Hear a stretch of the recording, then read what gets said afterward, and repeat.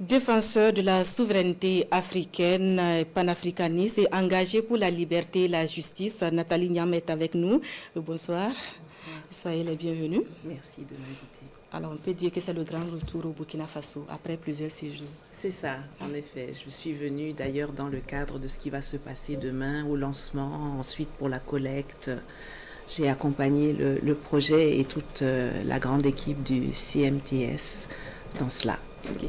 Alors, vous êtes souverainiste, défenseur de la liberté et de la justice, je le disais. Que retenez-vous du combat de Thomas Sankara, celui qui vous a mobilisé aujourd'hui au Burkina? Oui, celui qui a mobilisé au-delà même des frontières du Burkina. Thomas Sankara, j'ai l'habitude de le répéter, n'appartient plus au Faso.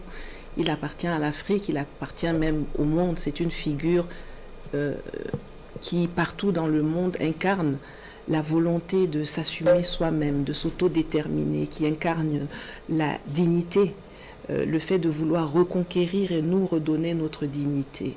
C'est quelqu'un qui avait très bien compris les enjeux du monde à l'époque, qui voyait très bien d'où venait le danger, qui avait malheureusement fait appel à la solidarité de ses pairs qui n'étaient pas du tout dans la même lignée que lui. Et c'est très intéressant d'ailleurs que ça se passe aujourd'hui, que ce soit de nouveau des gens qui sont engagés dans le même combat, qui poursuivent son œuvre et qui lui rendent honneur. Nous allons y revenir. En attendant, est-ce que ce que vous venez de décrire, est-ce la perception de la diaspora africaine, comme vous d'ailleurs qui êtes diaspora africaine? Alors, je suis plus diaspora parce que je suis de retour en okay. Afrique. C'est vrai que les médias français me situent toujours en Europe. Je les laisse continuer de le faire, mais je suis beaucoup plus en Afrique qu'en Europe. Okay. Mais c'est une perception universelle, je dirais. D'ailleurs, on voit que le nom de Thomas Sankara est cité dans toutes les langues. Il n'est pas seulement cité en français ou par la diaspora africaine. On parle de lui, des gens de toutes couleurs, de toutes langues, de toutes origines, savent que c'est une figure qui incarne la volonté de s'assumer soi-même, la volonté de s'en sortir, le courage, l'audace, l'humilité aussi. Le fait qu'il est quelqu'un qui a réussi un changement sociétal à son niveau, en très peu de temps d'ailleurs, si on regarde le temps où il a vraiment pu être à la manœuvre, mais qui a impulsé quelque chose qui a traversé les années, les décennies, et qui aujourd'hui se poursuit avec une ampleur renouvelée. Alors depuis peu, le Burkina Faso est dans une dynamique de réhabilitation de l'homme. Que pensez-vous de ce processus en cours? Je pense que ça doit nous donner des leçons. Ça doit donner des leçons à plusieurs personnes d'ailleurs. Ça doit donner les leçons à ceux qui l'ont éliminé et qui ont pensé peut-être qu'ils pourraient éteindre une flamme. Ils n'ont pas réussi.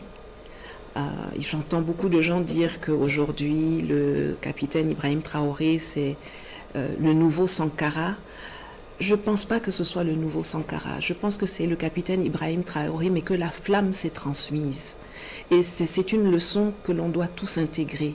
Vous ne pouvez pas éteindre la volonté d'émancipation des Africains. Nous sommes des hommes et des femmes comme les autres sur Terre. Nous avons les mêmes aspirations et nous avons le droit de vivre dans la prospérité, dans la sécurité. Ça montre l'infinie aspiration de Thomas Sankara n'était pas quelque chose d'isolé qu'on pouvait... on élimine une personne et puis ça s'éteint.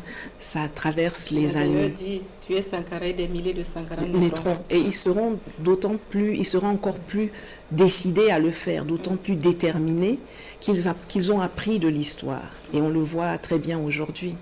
Et c'était si important pour vous d'être là pour la cérémonie de demain? Ah oui, absolument, absolument. Vous savez, c'est un projet qu'on a porté depuis pas mal d'années, qui a eu certains blocages. Il a fallu surmonter des obstacles, réunir les fonds, enfin, et le pays lui-même a traversé plusieurs grandes étapes.